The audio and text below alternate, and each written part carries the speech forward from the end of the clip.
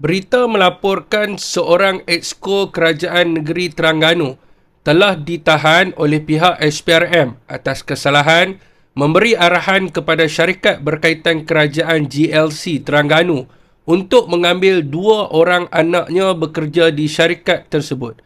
Sedara dan sedari, pihak SPRM memaklumkan bahawa siasatan dibuat di bawah Seksyen 23 Akta Suruhanjaya Pencegahan Rasuah Malaysia 2009.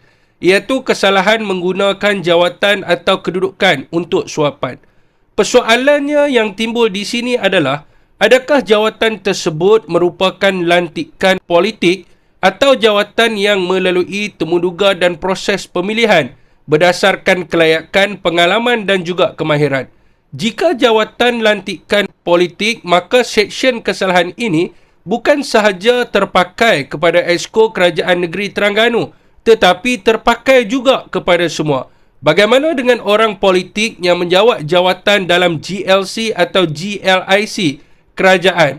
Adakah menteri atau exco-exco kerajaan negeri yang lain telah menggunakan jawatan atau kedudukan untuk suapan? Sebagai contohnya, Zamir bin Ghazali, Ketua Pemuda Amanah Terengganu, sekarang sebagai Ahli Jemaah Pengarah Pertubuhan Peladang Kebangsaan.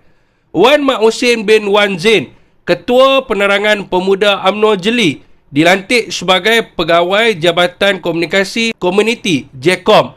Begitu juga dengan Nurul Izzah Anwar yang pernah menjadi penasihat kanan ekonomi dan kewangan kepada Perdana Menteri. Dan banyak lagi jawatan lantikan politik yang diisi oleh orang-orang politik atas daripada cadangan dan nasihat daripada menteri ataupun exco kerajaan negeri.